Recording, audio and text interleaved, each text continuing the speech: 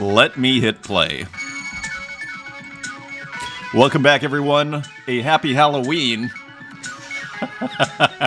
I love these guys. Kurt Hustle Collective. You must love them. Artist Journal, November 1st, 2024, broadcasting from the inner half of the nervous system, where it is feeling kind of Halloweenish. It sure looks like Halloween out there. The leaves are falling. My name's Adrian Pocobelli. Welcome back, and a big, massive, happy Friday. I am so excited. Oh, this is the long version. It's kind of fun, isn't it? Now, I have to manually reduce the volume. This will just keep going. This is the 2-minute version. Hilarious. Maybe I should just use that and then manually reduce the volume. Anyways, welcome back. Now, getting to the volume of this piece, these guys, master musicians, as well as you can see here, master, for lack of a better term, and I hesitate to put a label on them of just, reducing them to a genre. The Kurt Hustle Collective, KHC, Terry Visual, and JNK. But look at how rich what I was going to say, the analog video glitchery is here. They really are, look at the textures. And it's kind of back to this whole idea. Let me get the volume. Oh, yeah. This is how I like to celebrate Halloween. This is Halloween, my style. Love the music. Always awesome music. I think they could be, frankly, great musicians. They probably are. They may be kind of, who knows, mysterious duo. This is how I like to do it here.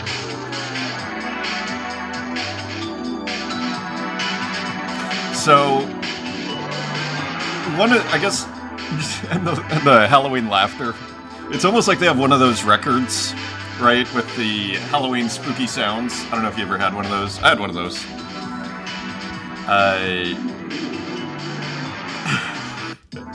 So just rad, as you can see here. And I guess part of what I love about what I'm seeing here, among many other things, is something I've been kind of focusing a lot on, which is this embracing of the artifacts, so to speak, the JPEG artifacts, truly embracing the glitch, right? The thing that's not working as it should and celebrating it. And what I mean by that is, see the edges, for example, of the pumpkin, they're kind of fuzzed out a little bit. Here, it's almost out of focus. Is that some sort of rendering situation that's being taken advantage of? And of course, the screen itself. And then, the music also kind of, slowing down, speeding up. Again, the edge here. It's beautiful. Truly. It becomes, again, we're kind of back to this painterliness, right? This embracing of the artifacts is kind of the equivalent of the paint drop, the paint dropping, as you're, putting the brush on the canvas and the paint falls, right, onto the canvas.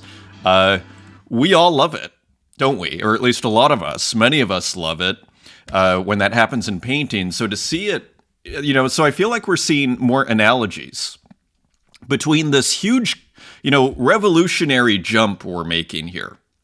As I was mentioning a couple of episodes ago, between painting and, or at least the visual arts kind of, I don't want to call it pre-digital, but let's call it that, where the digital medium, we're really seeing a kind of whole different set of aesthetics really emerge here. And that is weirdly easy to forget. And I wonder if it's because we've been born, almost everybody now to a certain degree, or exposed or immersed in the digital environment. Even if it's like my parents, it's not like they're probably more immersed than most of us, watching CNN, right? So, being immersed in it, that we kind of forget and I'm kind of always brought back to this story, which I tell over and over. Watch this 25-minute YouTube video on the history of Western or of painting or whatever they call it. The history of art in 25 minutes, I think they call it. And for me, I just go, again, and I've told this story a million times, but it's worth telling. I just go, holy, what we're doing here is pretty far, this is like another planet in a weird way, for all of the talk of space. It's, it's like, so we're kind of reestablishing, what do they call it? Terence McKenna's great essay title, an essay, New Maps of Hyperspace. To a certain degree, one could argue we are kind of cartographers here of a certain kind. We are trying to establish, what is going on. The market helps us by seeing what is appreciated, right, in the digital art market. And it's like, oh, okay, all of a sudden this is kind of becoming a thing. Maybe small works are cool too. And all of this stuff starts to become a new kind of map, shall we say, aesthetic map, a new kind of aesthetic principles that we are deriving here from this revolutionary jump, I would argue. So we begin here.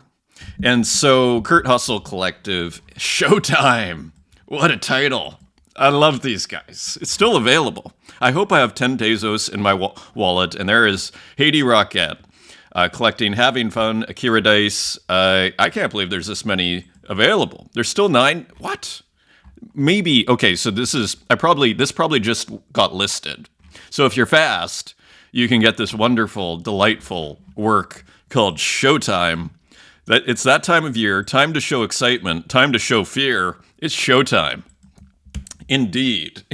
So, very quickly, for those that don't know the Kurt Hustle Collective, let me just show some of their, older works here that are just among some of my favorite works of art. And this one, the boom boxes are awesome. Awesome. Was it A6 Puma? Just for example, putting our hand in the stream here and picking up some water. We'll see if it works. Yeah. Oh, yeah. See the music? And just the concept, the background. And original music. And you're like, okay, yeah, this is cool. Pretty interesting.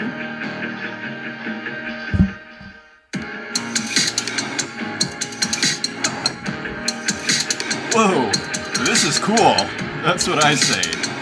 Whoa. Anyway. This is... anyway. That goes on for 2 minutes and 34 seconds. I show that work in the show I did. It's almost 2 years now that I did at Zed-Bar here in Berlin. What a work. I'd say only $32.87, 52 Tezos, rad. Anyway, go check those guys out. Just, dipping our toes in the water there, literally. There is so much more to discover there, so just giving you a few clues for those that are interested. Last show, thank you for the support. What a beautiful work that we started with there. And I managed to get, here, isn't this awesome? I managed to get it where it just shows my videos now when we scroll down, which kind of makes me happy here. Keeps consistent with the show. Roon Toon, to echo the sentiment and the shroom news. You, Pocobelli, and your show have made me a better artist and have created new neural connections for my artist's mind. Thank you for the wonderful comment, Roon Toon. What a great show we had with Nuv 1914, is how you pronounce it. Where if you listen, you'll hear why Nuv 1914 chose their name, or her name. So, thank you, Roon. Appreciate the vibes as ever. And that's awesome to hear. R. Gordon, wow, I am loving Kazuhiro Ehara's work. So, of course, this work we started with here. This incredibly awesome work. Just the right amount of spontaneous messiness with an underlying sense of control. Totally agree with you. Indeed, I think the contrast that is going at work here is order and chaos, dare I say it. Not to be overly cosmic about this, but that's ultimately what we have, is intent and, meaning, intended meaning, mixing with, to use the brushstroke example. Why do we like a brushstroke? There's intention, but there's randomness within that. So not making it too simple. It adds a sense of complexity and it dazzles our mind, a complexifier. And I think there's something there. So anyways, great to hear that you're agreeing our gourdin. And also on Twitter, thank you for the nice response here. We're doing fabulously on X here. So again, thank you for the support. Universal Reality Alternative. Oh my God, will there be a Halloween chapter? So at first I thought maybe that episode was the closest we were going to get. There are quite a few Halloween works though. And we're starting with one. So this is your Halloween episode. Thank you for stimulating that thought, Universal Reality Alternative. Absurd Deity. So interesting comment here. Hello, Adrian. I very much appreciate you introducing me to challenging art. Indeed, and for me as well. By the way, just because I show something here on that point doesn't mean I'm like, you all have to buy it and you have to love this and everything. Sometimes I might bring it up as a kind of question to myself and to the world, so to speak.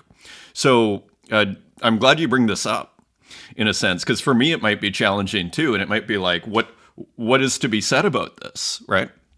Let's continue. Thank you for bringing challenging art as well as forms of art that I would not in the past have appreciated as art. And we think of waffles as like a great example.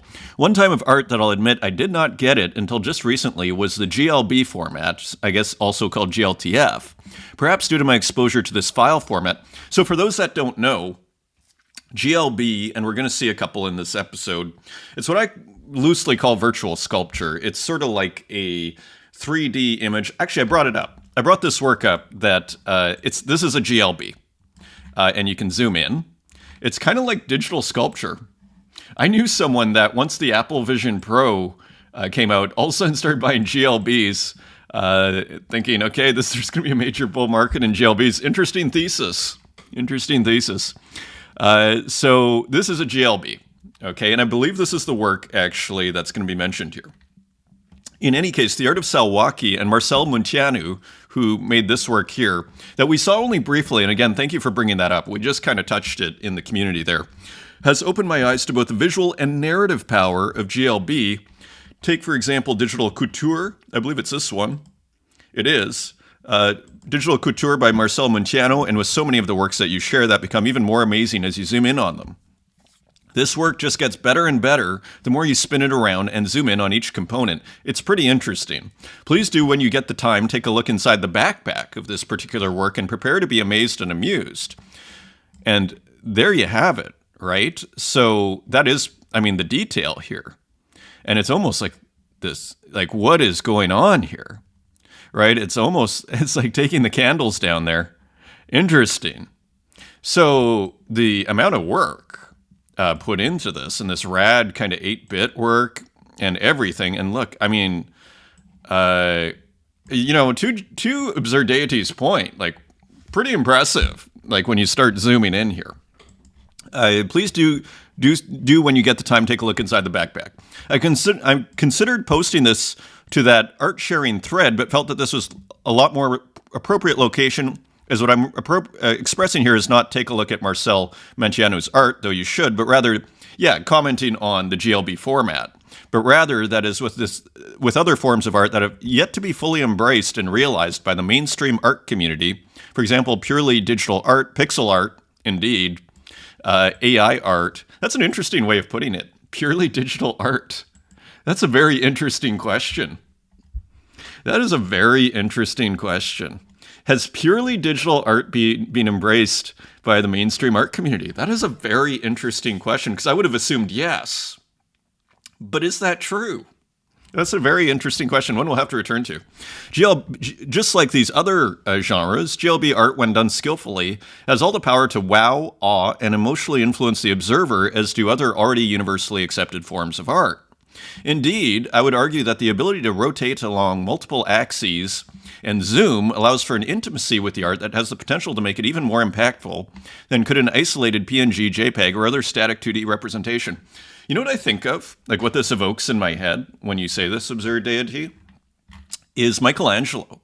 Like from what I understood of Michelangelo, who is of course a sculptor first, as far as I understand, was always trying to get back to sculpture. Like he loved sculpture and was, okay, the Pope wants me to paint, the Sistine Chapel. Okay, 30 years later, the Pope wants me to paint the Last Judgment.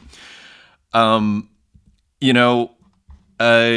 what it makes me think of. Like, I think maybe you have that same kind of love of sculpture, and I like sculpture, but for me, just on a personal level, I am kind of really wed to I'd almost say the 2D static image. I have expanded, I'd say, as a result of this community and just being involved in the scene here in the last 3 years and being exposed to the works of Haiti Roquette, even Kurt Hustle Collective. I didn't really used to love video art that much, but I love what I saw there at the start. I love the vibes, right? But I'm pretty so I'm not religious about how I, embrace it. But yeah, certain things kind of trigger in a good way, let's say, or really just kind of hit the reptilian aspect. It's interesting. Sculpture, I guess just to finalize, like sculpture is such a weird thing for me because it's not like it truly is a different kind of appreciation. Because with a 2D painting, you see everything, or a flat painting or a flat work or a little bit of texture. You see all of the way you're supposed to see it, the experience. And I think that's why it kind of resonates, generally speaking, say, especially across the internet and across culture. When I say the Mona Lisa, we all basically share the same image in our heads, more or less, with some variety. When I say Michelangelo's David, you might be thinking of it from this angle. I might be thinking of it from this angle. Like there's about a million. Like what image are we talking about? We're talking about a sculpture, not an image. So it really is a different kind of mindset. So anyways, I think we can start to apply that difference in appreciation to the digital sculpture or the virtual sculpture going on in GLB. I suspect it's the same kind of an analogous appreciation as to sculpture, which I think is maybe stating the obvious. So thank you for the comment. Fabulous. Absurd Deity. Neural Divine. Amazing art on this show, Adrian. Thank you. Great to hear. Jan Lucas Magone. Fresh start. Yeah, with indeed. The newspaper of the imagination, it is the editor's duty and to always keep it as fresh as possible here. Kazuhiro Ehara. So we heard from Kazuhiro, the artist here in question, awesomely. What does Kazuhiro say? Shout out the love to you, Poco Adrian. So awesome to hear from Kazuhiro Ehara. I believe out of Japan, if I'm not mistaken here. So more just fabulous artists there. Justin Zero, great content. This was interesting. I saw Manny's comment regarding the on-chain Tezos minting and felt it would be good for me to reach out and clarify a few things. The on-chain ONCHFS developed by NFT Protector is the only one method to mint on-chain. He built this after I released my Zero contract. There are two unique ways to mint on-chain and have different uses. Zero contract is for a single transaction, 20 kilobytes or less, and ONCHFS, which was developed by FX Hash, is used for anything large. There is no max size, but costs can escalate quickly once you're into megabytes.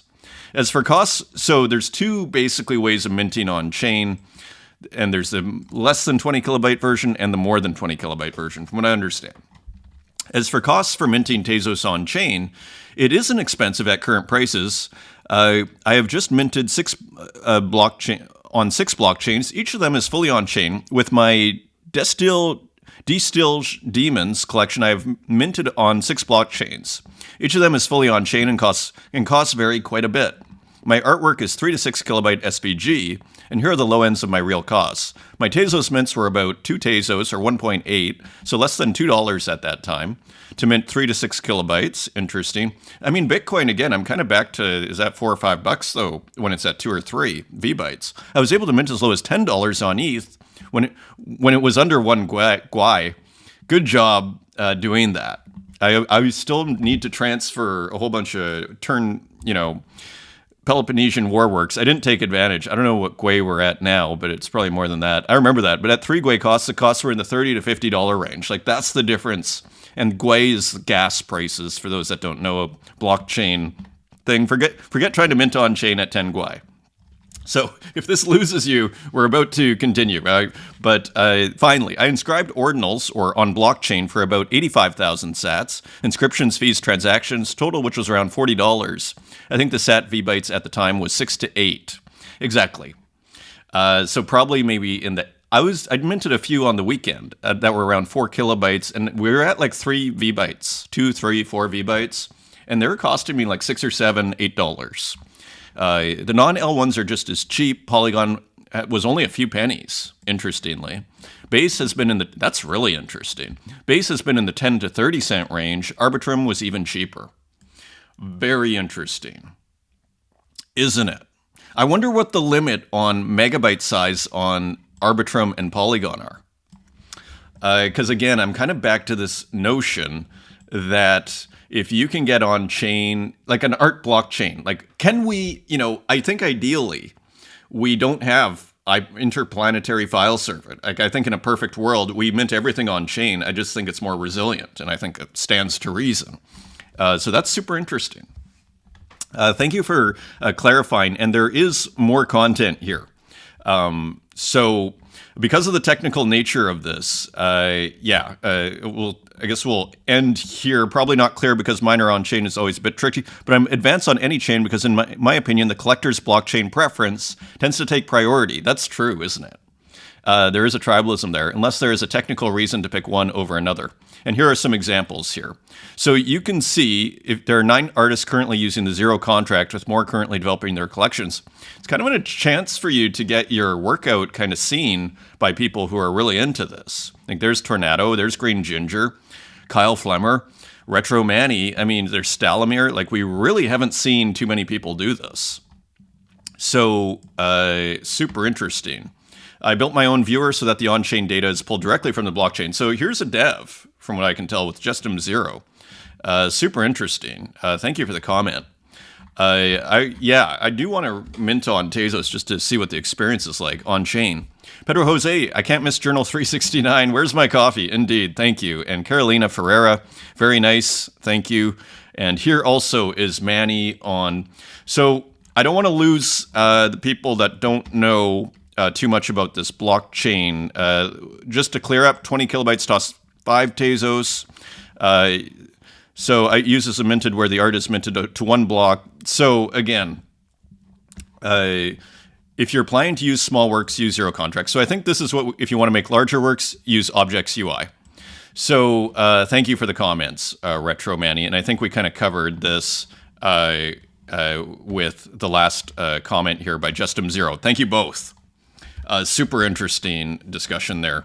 Obtainer, thank you for the feature, Adrian. And no, it's not GIMP. It was done in Asperite. I'm trying to remember the work now.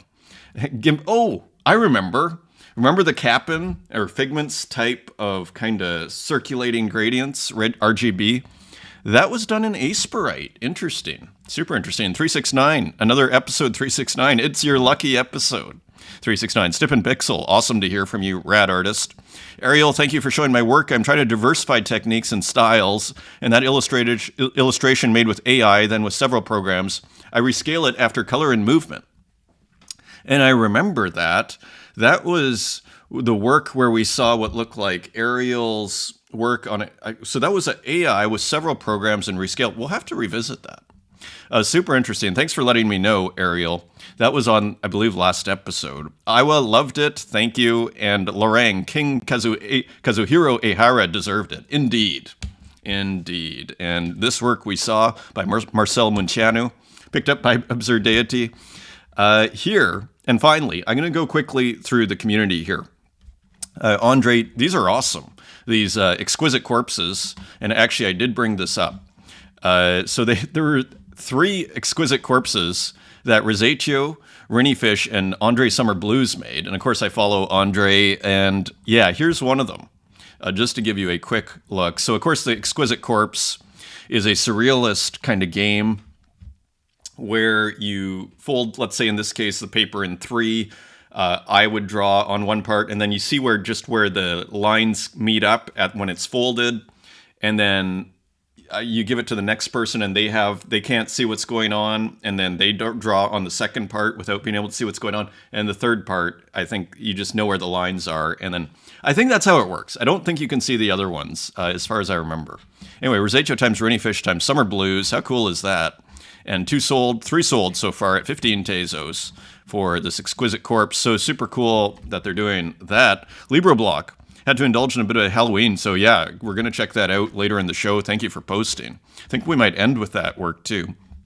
Human Boy, blown away by this. And yeah, Clown Vamp.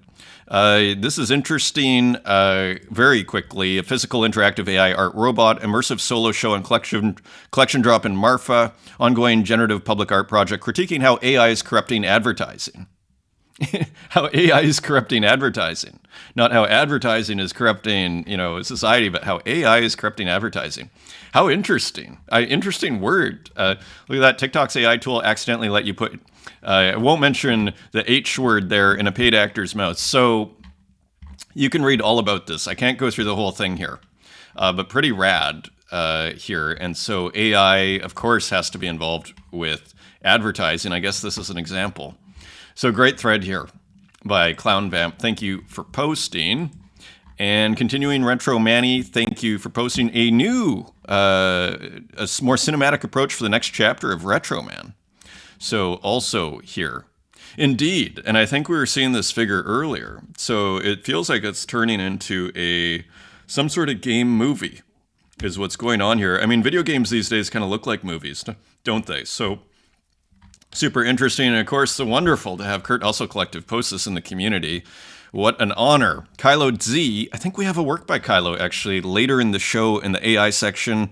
I'm not reflecting on something serious. I love to experiment with ASMR, like textures and street photography, to find chaos and randomness. Glad to find this creative space. Welcome.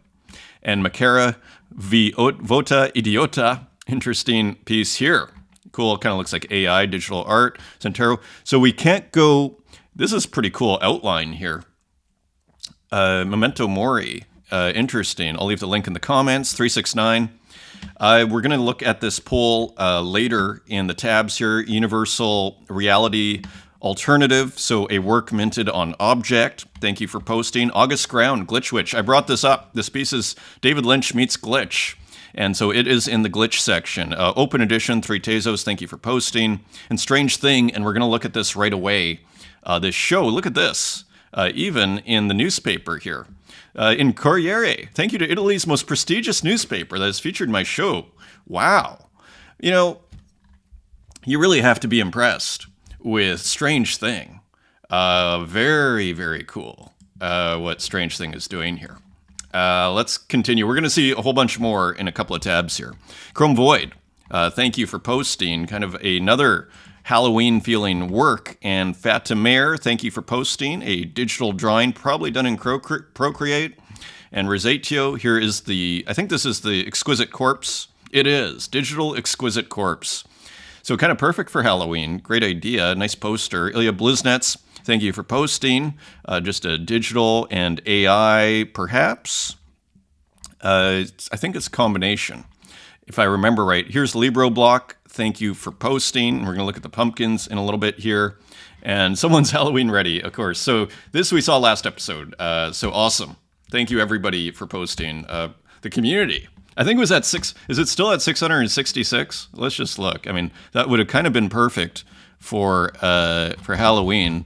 Let's just see. It is. It was meant to be. Okay, awesome. Let's continue. So here is Strange Things work. Renaissance 2.0 times Rome. And of course, the solo show is in Rome. And here are the works. So just pretty cool. What I can see why Italy would really enjoy this. And here it is in the gallery, live now on Foundation. Because it's like, you have to understand, is sort of how I would put it, like Italians have been subject to Renaissance art and these images for centuries. It is part of the culture. Any city you go to, there's the Pinacoteca, the little painting gallery, so to speak. and it is just ingrained in the culture. So I can see why they are kind of loving, and why it was Rome, of all places, that decided to, hey, strange thing, let's do a solo show of physical works. Let's put it in the newspaper, picks it up, because then they go, oh, this is different. This is new. This is what I know, but different. So real cool. Look at how nice the show is, too. So interesting. Looks like TVs, interestingly. But pretty nice show. Looks like a nice, serious crowd here. And they look, they are looking at the work. This isn't your typical art show where everybody's in the middle chatting to each other, and everybody's looking at the work here. Really nicely done. That's on Foundation. Bull Run of the 17th is sold out, so this one here sold out. So pretty cool. Interesting. Only a few works, interestingly. Beautiful work here. There's still... thank you to every collector. There are still editions available of other works on the Foundation homepage. Remember to claim prints. So if you buy one of these, you can get a print. And we saw the prints yesterday, or last episode, 2 days ago. Super interesting. Big congrats to Strange Thing. Max capacity. I'm going to start offering consulting services on crypto culture because I think all these platforms are run by VCs and devs who don't think much about the culture to their detriment. There is a disconnect, I think. I mean, we do see it in the different platforms, and we're actually going to see a whole bunch of discussion on this. But what this also stimulated, there was talks of a Patreon. And I think that's how I might frame the Patreon, as a kind of, in a sense, maybe I go to the history of, and just kind of almost something of value for collectors who might not know of certain areas. And it doesn't mean the regular show can't come across those areas, but really it's here's some intelligence, so to speak, on, different little hidden areas of, and I don't know everything, but just interesting little areas in the Tezos history, because this show is very much about kind of what's come out in the last couple of days, generally. So that's what I was thinking. And then you do should institutions ever want, then you have the super package and all that. So I was thinking about this for the Patreon, and then you just have the very simple version, but then you have different stages. So just wanted to share max capacity stimulating the brain here. Kayvon, we launched, so this is a little controversial here. So Kayvon is the not founder, maybe the CEO. I don't know if he's a founder, but is behind rodeo.club. We launched rodeo.club in June. We have a core community that's using the product every day. They're not getting rich. There's no quick buck to make. They're coming back to discover, connect, to explore. These are the enduring human values we aim to uplift. It's an interesting question. Can you have, this is the question, right? And for those that don't know, Rodeo, Zora, another platform, they're basically I would argue, my interpretation, they're basically launching an Instagram-style interface with digital art. But instead of, you listing it for $10 or $5 or $100, basically it's every like is 20 cents. And then, is that going to, create a market, so to speak? Is that going to work? And the thing is, I would say, the market is very important to this scene. I think if this were to become the paradigm, I think it'll be like Spotify. Right? As we've discussed before and other people have pointed out. And there's not much incentive, I would argue, to start a band these days. And I think we see it, I would argue. I mean, actually, Uxine had a great post, after phone, I think it was after the phone, music hasn't been that great. There haven't been a huge amount of innovations, let's say. And is it because there's not enough financial, frankly, incentive? The market can't be underestimated. There has to be some, incentive here. A marketless, I'm not convinced at all that we would have the same production and the same quality of production without a healthy market. And there's a huge difference between putting it on Tezos, where you get $100 for your work oftentimes, or $50 or $30 or $400, and getting $2 or $20 or $10, or no, not even $20, maybe some people. So also here, perhaps the most controversial aspect to Rodeo is that it's not designed to make you rich. It's designed around discovery and social interaction. And when you embrace these elements, you open yourself to new relationships and new ideas. Now, I thought, and Yuri kind of trolling, basically substituting Rodeo with object.com. It's not designed to make you rich. It's designed, but at least it'll make you richer, I would argue. But is 787, I think, kind of put it well. It is designed to make Rodeo rich. And why is Rodeo doing what they're doing? Is it for social interaction? Is that why they're doing what they're doing, and to open themselves to new ideas? Or do they want to kind of make it big and make a whole bunch of money and do well and succeed? And I just don't believe they're doing this so that they can have a fancy conversation. Otherwise, you could still do that with Foundation, right? I mean, they're doing it to get rich. 787 is hitting the nail on the head. Artists, you and your art are still the product. You're just not being paid for it. Instead, you're giving it away in exchange for quote-unquote discovery. But once discovered, and discovered by who? People who are paying 2 cents or 20 cents per image. I mean, a lot of the regular collectors don't even like, I would argue, the experience. Like, for me, it's almost a drag. It's like, oh, I have to go there and I have to do this thing, and like, it's work, weirdly. It's taken the joy out of it, for whatever reason. But once discovered, will anyone want to buy your tokenized art if they already minted it for free? Now, I'm not as worried about this, but there is something to be said for it. But I'm not as worried about, oh, you put some works on Rodeo and all of a sudden your collector base is diminished. Rodeo is great discovery of selling art-adjacent socks, hair ties, and sticker packs, but so is Instagram. It does not seem great for artists' future sales of tokenized art. And I just agree. Like, I guess what I want to highlight, as I always put it here, the market is the beating heart of this scene. And the free market. And if we don't have, and here's a question for you. Is it a free market on these platforms?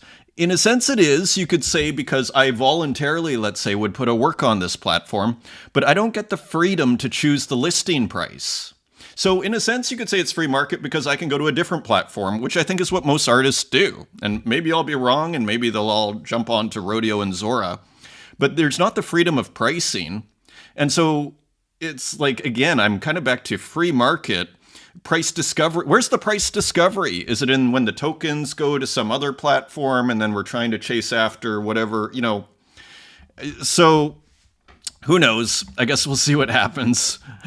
Max capacity. Shape, another layer 2, is a joke. Look at my profile. So max capacity sets up on Shape, another Ethereum L2, kind of seemingly VC oriented. Who knows? I don't know that, just seemingly.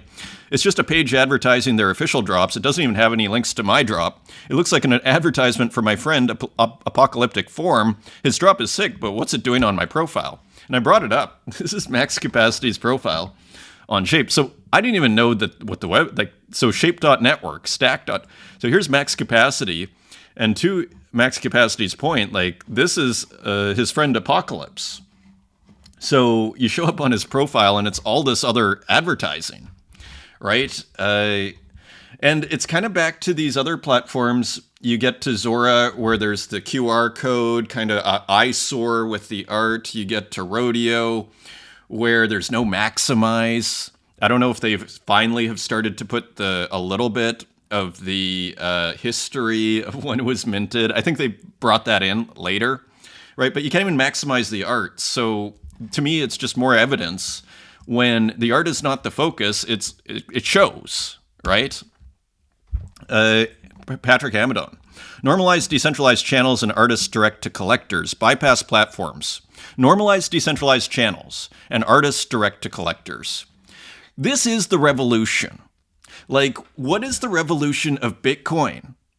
It's you don't have to go through a bank. It's a trustless transaction, peer-to-peer, right? That is the revolution. So why do, in a sense, the platforms should be an added value to the artist. And if they're not, right? And then you know how to proceed.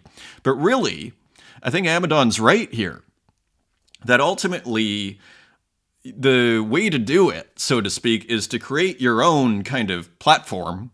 You are the platform in a sense, and then you have different channels, and maybe you want to use Object, maybe you want to use Exchange.art, maybe you want to use, Gamma, but you don't need to, because you already have built out your social media, basically, your PR front end where you don't need to worry about it. It's like, okay, if Foundation shuts down, that's fine. I'll use Manifold. And if Manifold shuts down, that's fine.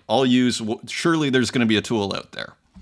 Bypass platforms. We collectively need to be more adept technically so we're not as reliant on the manifolds of the world as well. And saying as people move to Manifold as an alternative to Foundation. I think in principle, I totally agree with this. 369, hi everyone. Do you think artists should delete the original digital artwork after minting? Definitely not. Because this is the equivalent of the right-click save, basically, which is saying, it's about the ledger, I would say, in the database of the blockchain, so to speak, that says, okay, I have paid for this and I have basically own it. With that same piece, sure, you can right-click save and everything. And even if you were to delete it off your computer, anybody that can see it online can just save it anyway, right? So there's no point, would be my sort of take on this. Interesting question, though. And another one, Anne Laramie from Super Rare. What will happen if one person owns the NFT, the other person owns the original physical? So we're going to go into what Flannel says here in a second, but the basic thinking I have on this is every medium expression of a work is an iteration of that work. Now, there are subtleties, in a sense, hence different artworks. So, for example, if you have a physical painting you've made, and you take a photo of it, and then you make that an NFT, ultimately what you have there is a different iteration of the canvas work, the physical canvas. But really what that iteration is, though, is a photo of a painting. So is that worth as much as the painting? I would say hell no, right? But it's not, doesn't mean it's worthless, right? And maybe you print it out and then you sign it, and then it kind of maybe increases the value somewhat. Now, Flannel Capital brings up an interesting point, which is on where it originates. And I think this does matter. Strong personal opinion, Flannel Capital. Now, I don't agree with this. Physical and NFTs should always go together. Otherwise, neither is a true one of one. And again, I would say it really depends on the situation. We need more specifics here. But again, I see them as different works. I think it's conceptually and philosophically clearer this way. Simpler, right? It's A equals A. This is a photo of a painting. We don't need to, debate anything. It's what it is. It's recognizing things as they are. I would argue is my kind of version of it. So they're not identical. And I think that's the implication here, is that they're identical. I would argue that they should go together, that they are a unity. Let's continue. When they're separated, I think the original is the medium, I guess, and they're not saying identical, they're saying together, to be fair. When they're separated, I think the original is the medium that was originally created. And yeah, I do put it this way. I think the value is in the medium where something was originally created. I totally agree with this, or at least in terms of where the value should be placed. If Strange Thing, for example, he's selling them together. And I think that's fair enough, but I don't think there should be anything, I would argue, separating Strange Thing. Let's say Strange Thing makes Thug Lord, which he did, and then wanted to offer a whole bunch of prints on that. Should he not be able to do that as the person that created the work? And maybe signed editions, posters, whatever, T-shirts. Is that not allowed? I would say it should be allowed. It's just, but is it worth anything is the question, right? And I think, again, it's just a different iteration. So it is a different object, right? If Marcel Munteanu makes a 3D printer version of that sculpture, I think that's fair enough and super cool. Should he be stopped from being able to do that? I don't think so. And in a weird way, you might argue, hey, maybe that's more valuable than the digital GLB. And I think that debate, let the value fall where it is. And I think really the market will figure it out, actually, at the end of the day, as it did with Damien Hirst. Remember Damien Hirst and whatever the series was called with the paint drips? And it was came out in the 2021, I think, and you had 6 months to decide if you want the physical or the digital. The physicals now are worth way more, and the photos of the physical that were turned into NFTs, I don't think are worth nearly as much, last I heard, right? And that's the market figuring it out. That's the market going, well, are you kidding me? This photo of a Damien Hirst versus like the painting, the original?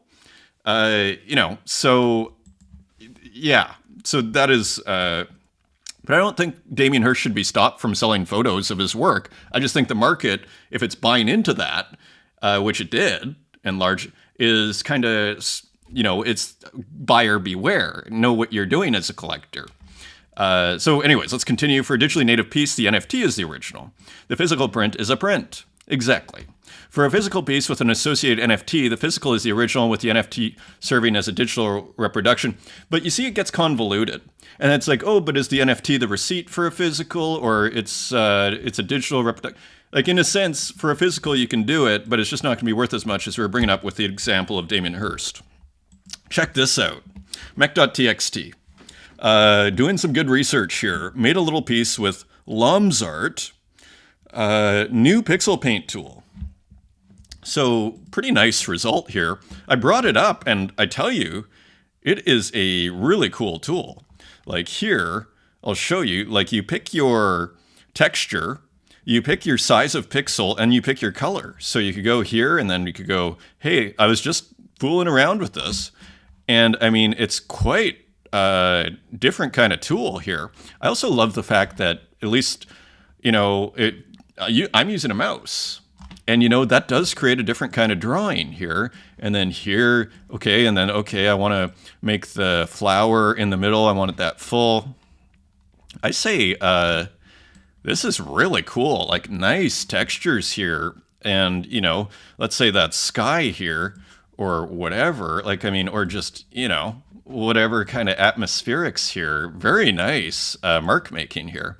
Let's, and then you do a little, maybe this is grass, the verticals, right? So on and on. I don't know if it can't be just limited to these colors. There should be more colors here, and it's basically a done deal. And look, I assume you can, anyways, let's not tempt fate. You can download it, and you can even upload an image. Pretty cool tool. I tell you, this is also that's kind of like an area to watch, which are new tools made by artists. Tools made by artists. We've seen that with Santiago using ChatGPT. I believe the waffles draws. Remember that? Cybermystic, look at this. This is how my work is done, all modeled in 3D and assembled to form a scene like a painting. So check this out. So we started with Marcelo Pinel, a couple of episodes ago. Look at this. That is insane. So that flat two-dimensional work is actually begun as a 3D work. And I tell you, is just crying out as a kind of light relief in the style of like Donatello or something, some of these works. And there is a Sufi. So very cool. Look at that. Nice. There's so many elements. You must need a powerful computer here. Super interesting. Great artist. Here's Hermipe Pixel Art. Another kind of sponsored, this time with Uniqlo, or another like kind of corporate partner, shall we say. Uniqlo Kids, kid approved. And so how cool. There you see the giraffe. This guy, Hermipe, sure gets some great, working with all sorts of companies. Starbucks, there were others. It seems like a new week, a new company that Hermipe is working with. Let's just check. Drawing of the newly opened Uniqlo Shinjuku flagship store kids space the other day. In addition to the animals, the original motif of the kids space, this composition depicts nature in building groups. There were products in cafe spaces that other stores don't have, and that was ingenuity everywhere to travel around, relaxed while various products were available. Anyway, pixel art continues to make waves here, and you see the brilliance of Hermipe's pixel art here. Small pixels, big pixels. Key to the situation here, playing with these different kinds of angles. Uniqlo Kids, how fun. How fun is that? Just great. And look at Popple. Popple, the Enigma Popple, who of course I follow Printing Test. Look at these trading cards. And they look like they are self-made, if I had to venture a guess but not sure, not positive on that. And I have to say, These are, I believe, all animated, right? But here they're working beautifully as stills. And again, here's just like an open-ended question. Uh, should this be together with the NFT and sold together? I don't think so. Like, would you pay money for this? If you had $1, if it was selling for $1 and there's an edition of 10, would you buy this Popple work and it was signed? I would say you probably would. At least I would, right? Would I be concerned that there's a digital version of this? No, because I'd say this is a different work of art, right? This is a physical, and so every iteration will either justify itself or not, and it'll be reflected in the value, I would argue. And I'd say here, justified, right? It justifies itself. It has its own feeling. It's working with the trading card thing, which is a physical medium, and all of these sorts of things. The printing process, the staticness versus the dynamic digital version. Super cool work. Let's just see. Printing test. Exciting, exciting. So as we move into the works, and of course, the great Spiegelsmaskinen with a Halloween themed work here. Another brilliant one. Look at this. Another work that could have started this show. Like, look at this. I just started with Spiegels the other day. But just rad, and I love the purple. Great decision. That purple and orange. So powerful. Just rad. The pumpkin exiting the retro computer. Did this sell? Last sold for 0.036. So making a good dime here, making some good money, Spiegels. I don't know if we looked at this one, a really nice one that's blue. So Spiegels, and then this different kind of computer here, which some of us are familiar with, these kind of towers here. I guess maybe they still sell those once in a while. So another work in the Spiegels' computer head collection, super rad, sold, by the way. New work here from Canik Zapata. This looks like ancient Greek. I want to call it like ekate. I'm not sure what the word is, but I'm actually working with the Greek. Automaton. So as we were learning, the automata, cellular automata, a GIF made with outputs of a Python script on Stephen Wolfram's study of one-dimensional cellular automata. So still trying to figure out how this wonderful situation is being created. You know what really stands out is this white. It's a very powerful, underutilized technique, which is gray background and then white on top, right? Where you actually color the background and then using white, because we so often use white as kind of our background starting out. And so white is often underutilized, I'd argue, as a result. And you see it here, because all of a sudden the white really just kind of shines out. But here it's a pretty light gray. Like if you didn't have any white here, you might even say, oh, is that white? Okay, no, it's a little slightly darker. So anyways, more super interesting, delightful work, especially in here. From Canik Zapata. Very excited about this. And by the way, if you're wondering how much it sold for, 300 Tezos. There's an auction. So congratulations. You're seeing the offers come in, and I was like, wow. I think some came in at like 180. 200, and I was like, wow, maybe Canik Zapata should have taken that, but made the right decision to go at auction. So congrats to Canik Zapata. And this one, which we also saw, this went for 65 Tezos at auction. So doing well in the market. Congrats to them. RJ with a new work, The Great He-Goat. This is 310 Tezos, and again, playing with this kind of multi-layer technique with AI, different kind of screen outputs, probably magic wand and everything, collaborating together here. Nice negative space on top here as well, contrasting with the busyness, and just some cool, almost edges of pixels. I wish we could zoom in, but I think that's, because it's only 800 by 1000, this is as big as it goes. After Goya's The Witch's Sabbath. So maybe a Halloween-inspired work there too. Here's Ed Marola, Watercolored Demon. Interesting piece from Ed.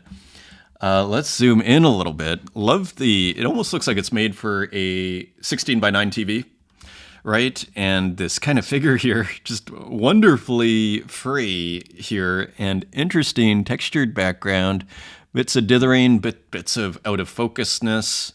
And depending where you are on the screen, it just kind of changes, as you see here with the shadowing. So just another beautiful improvisation I would argue, by Ed Marola. And here is this kind of large figure walking through this kind of terrain, almost like a monster. And whatever this kind of almost ribbon is here flowing through, love the frame. Super original work. Edition of 100 for $667 and 2 sold so far. This was interesting too, in its delightfully small work here, Watercolor Demon. So interesting. So this is max size here. We'll see if we can get any larger, just to give you a sense. But really, the best way to transform would be in Photoshop. So cool small works here by Ed Marola. It's like the size of a Google ad. Very cool as well. Watercolor Demon 1. So just very, I love these small works. Just like we see with Kyle Flemmer. I like to do them. There's something just weirdly delightful about them at auction. Here's another awesome small work. I kind of went crazy collecting Sophie Ogura's work the other night. I just kind of, all of a sudden it clicked. www HTML. I think if you press, what is it? Is it W? Or I'm not sure if you have to click to amplify 2 times. So maybe that is the thing. So all to say, really interesting artist. And here putting out a Halloween work and amplified. Interesting www, like it's HTML, which is interesting. It's got a bit of a different dynamic to it in terms, like it's a different format. I think it's HTML. So 4 gone so far. 1 going to Canik Zapata, who we're just looking at for $666. Nice low edition. Rad artist. Looking forward to seeing more. Zozo, Flower Molecules. So new work by Zozo.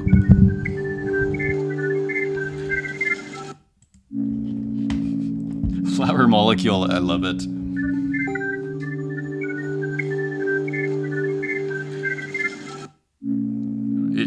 Interesting. Beautiful and interesting.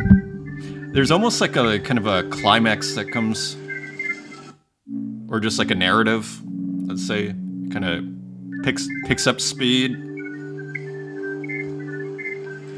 and then lets you go. Super interesting. Again, how could you be static art only when you see works like this? So I have, grown with this scene.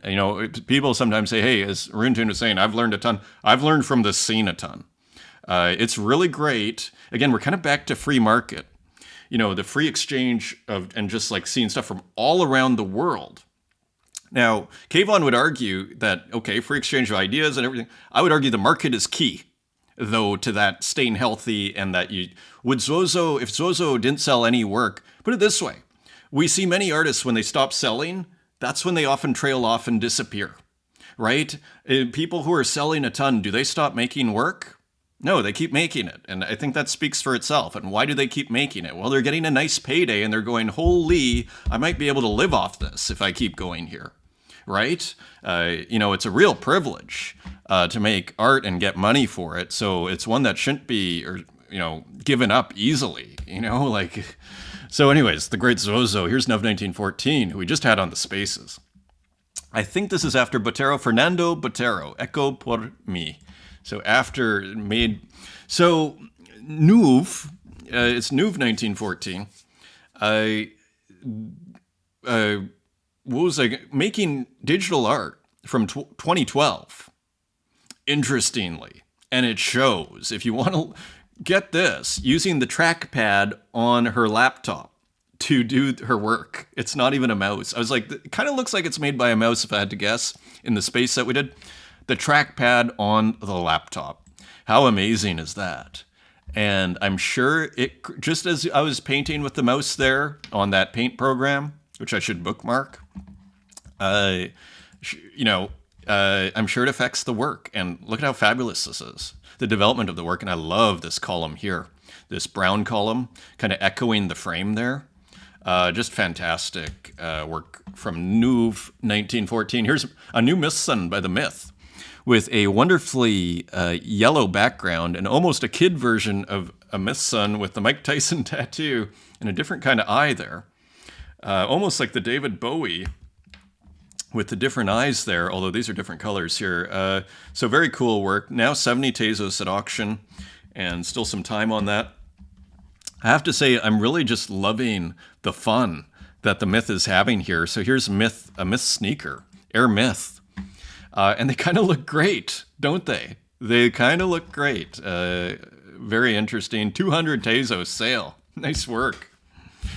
Great scene, isn't it? Like, again, the creativity then gets, 140 bucks for it. Like, you gotta love this scene. Collector happy, artist happy. It wouldn't be the same for $4, would it? I mean, so anyways, Denise Cormouts, but true too. So cool. I think a digital drawing. Let's zoom in here.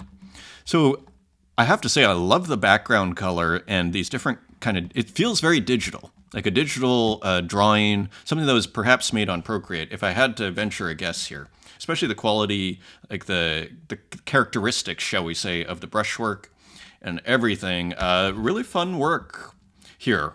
That's by Denise. That's 5 Tezos edition of 10. Here's Yuri J. Balmer.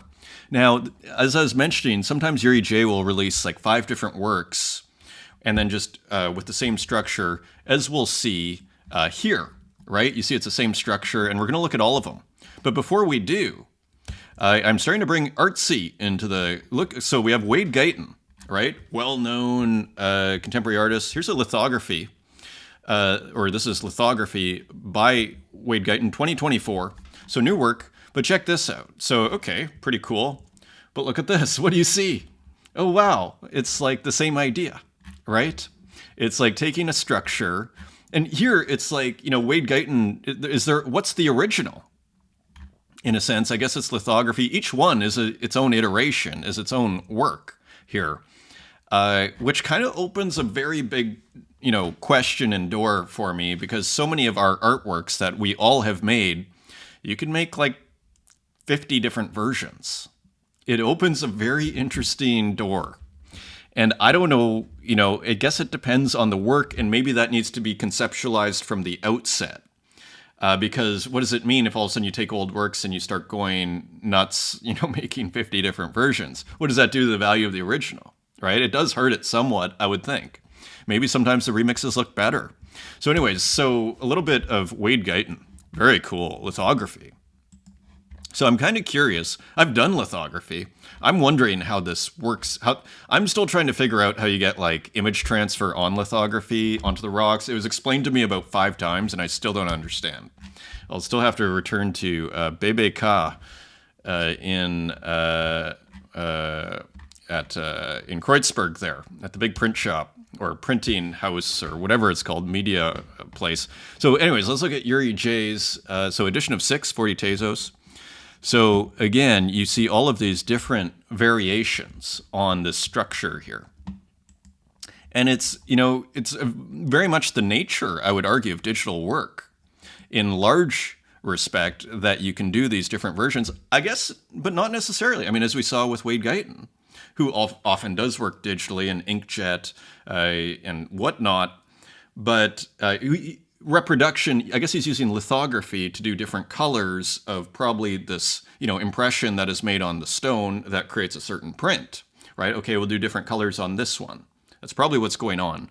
So perhaps then just an interesting analogy between digital and physical. Now, interestingly, okay, I was going to say, is the structure different? Because we see almost these dragged pixels on the right, but they are still here.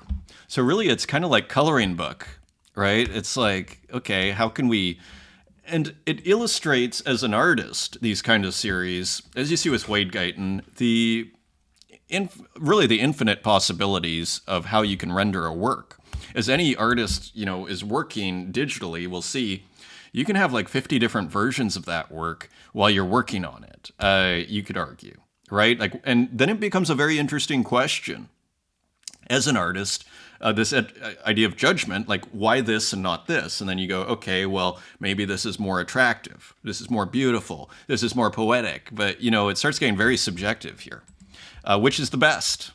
Is there a best? Right? So just interesting. Interesting work. Cool titles. The Blood. This is PP Universal. So this kind of looks like he was working with teeth here, and I feel like I kind of see some teeth. Look at the textures on here. Nice work. And I feel like this started from teeth. but it looks like an abstract. So I don't know what's going on here, and I don't know the Spanish. Vizcacha el Escabeque, if I'm pronouncing that right. Edition of 5 for 7 Tezos, 1 gone. Good work. District 468 picking one up. Mumble Boy, Habitat for Humans. Good title, and so another cool work here by Human Boy. And as you see, great color here, and everything that we've come to love, combination of physical and digital collage by Human Boy, going back and forth between mediums. Huge file. 18 Tezos, edition of 1. And here is World My Darling. This is Lorna Mills, and this was just transferred. Pretty cool. I love the just nice and simple. Just, again, it's the nature works that really I love. As you see here, it's just fire and then interesting green, actually, in the background. So Lorna Mills with the show, I believe, at Palais in Paris, I think put on by Object One. So Lorna Mills having a bit of a moment. John, still life, so Tezoween. Of course, well known for the for the Windows works, and we've seen putting the orange basketball, that's hilarious. And the orange here, plain interesting, using color as inspiration for subject matter. That's not something you see every day. That's a pretty interesting move. And even the pot, I feel like there's something in literature that's analogous. I want to call it metonymy or something like this. Like, this is pretty unusual idea. Again, to restate it here, it's worth restating. We're taking colors that are normally associated with Halloween, and then we're taking that color and then using that as inspiration for subject matter and going, okay, what's normally orange? A basketball, an orange, a potted plant, and then putting that as subject matter. That is pretty darn interesting. From John, and of course, so only 26 Tezos actually, 145 editions. Wow. So John, and that's on secondary, sold out. Let's just see what primary was quickly, at 13 Tezos. John just has a massive collector base there, so bringing in like 2,000 Tezos. Pretty awesome. Here's our milk. And I better start to wrap up here because I had Photoshop open and that can cause problems. Okay, our milk, run, rabbit, run. Don't break the wall. Don't stop the fun. What I loved about this is it took like a Mario user, this could be a screen from Mario, and then seemed to extend it. Or at least maybe this is something you find on the internet that has the whole thing tiled together.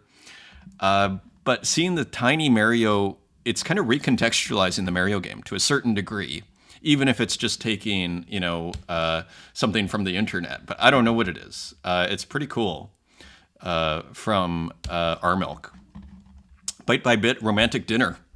This is a different kind of software that we haven't seen before. So Instant Artist 1.0. And as you see here, it's like a different brush. It's like every software is a different kind of brush. And here you see it. I mean, you're literally getting different kinds of outputs here. You saw it in the pixel software that Mech posted, right? I mean, that's just going to create different kinds of work, just like a brush will create different brush strokes. So I love the subject here. Romantic Dinner, 1 of 1 from Bite by Bit, and that is 35 Tezos. Here's eBoy Arts. So they have put their hat in the ring for who they are going for. I'm not sure if there's music here. We will see. So brilliant pixel artists here, as you see. Pioneers, as Kiro has pointed out. Look at the flag. Simple but effective. And there, through the writing here, quite a good ad, so to speak, from eBoy Arts. So cool pixel artists there. Muji Gallery, today you are the art critic. So interesting. Kind of reminds you of, is it Side Hustle? Remember those little kind of architectural scenes? And then you'd have like LB on the TV or whatever. So cool. Kind of an element of a gallery. Kind of broken here, interestingly. Kind of adds some character, actually. Nice contrast, actually, this kind of little broken area, broken wall, from what was maybe too perfect of a scene. Interesting cycling gradient there, too. Edition of 8 and 2 gone. Here's Cap'n, the Maiden. So cool mix of static and dynamic pixels. Of course, the blood seemingly here is moving in a very kind of Cap'n-like illustration, and this beautiful kind of white and black rendering here of the maiden beheaded here you have in crazy writing. 666, so a bit of a Halloween work here from Cap'n, and a couple from Murakit, Angel Reading Divine Text. So kind of using a bit of a zoom or something. Kind of a wild kind of work here by Murakit. There's a couple. I think also Halloween works. This one, also edition of 5, Nighttime Church. Again, playing with this kind of zoom, so to speak. So interesting effect here. Kind of a spooky effect, part of 24 Gifts series. Here's Element Lee with a much busier sort of work by Element Lee than you normally see. Almost layering on top of each other different works. So keeping it new, anti-humanism city diagram and all this technology, people in high-rise buildings, cars, interesting piece. Nice, kind of more depth or more busy, shall we say, dithering here on the top right to create some contrast. Brilliant work here. Anis Abdin, Happy Halloween, Day 305. Beautiful and poetic here by Anis Abdin with a cat looking off into the fall. Here's Silva Santu's Still Need More Glitch. Don't know what the writing says. Cool, just rich glitch ROM here, as you see. The head separating. Great colors on this one as well. 79 megs and 666 frames. And that is an open edition for 420. Here's John Cates with some glitch pixel art, as you see here. Maybe as you see. So super interesting, again, embracing these kind of JPEG-like artifacts. Not sure if AI is involved here or not. Pretty interesting work. So kind of pixel art, kind of not. And then classic kind of video game, treasure box. What treasures y'all found? So playing with the whole glitch Western, and this was transferred to other maybe collectors and artists. That pinball guy, W95. Really nice. Love the big chunky work here. Big work, but still little pixels in there and here. But I love the size of this work and the simplicity of the just kind of large work. That's the pinball guy. And that is sold for 10 Tezos, so pretty reasonable. Here's Max Capacity Skyscraping, and this is 640 by 480, analog VHS video glitch hardware, digitally post-processed. And edition of 69. Is this new? Is the question. October 30th, 2024. Wow, and just transferred. Probably to previous collectors. Pretty cool. So again, landscapes and analog video glitch just going wonderfully together. Here is Ex Mortal, Longview edition of 15, and already sold out at 17 Tezos. So Ex Mortal doing awesome. Cool landscape here, as you see almost the TV snow within what looks like an island in Greece or something, but could be anywhere. Beautiful work by Ex Mortal. And here's the work by August Ground, Good Glitch Witch, so kind of a Halloween work.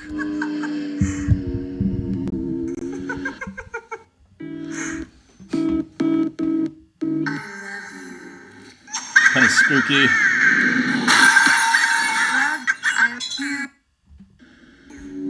So interesting. From August Ground, open edition, 3 Tezos.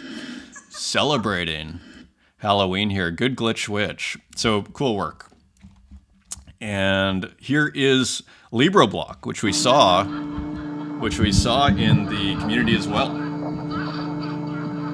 So fun. You hear the laughing there. Fun Halloween work. I love the change in key there, by the way, or in the note, the changing note. Nice music there too. Nice textures. And here is a GLB Moranical Pumpkin 3.0. So, Absurdity, there is another, I guess there's a ton of GLBs out there. Pretty nice one, though. And it is quite interesting to see, and again, then you zero out and you see the narrative, the broken keyboard, the monster drink, the hypodermics, and everything. So hilarious. Pumpkin with an N 3.0. And here is No Hygiene on Manifold, interestingly.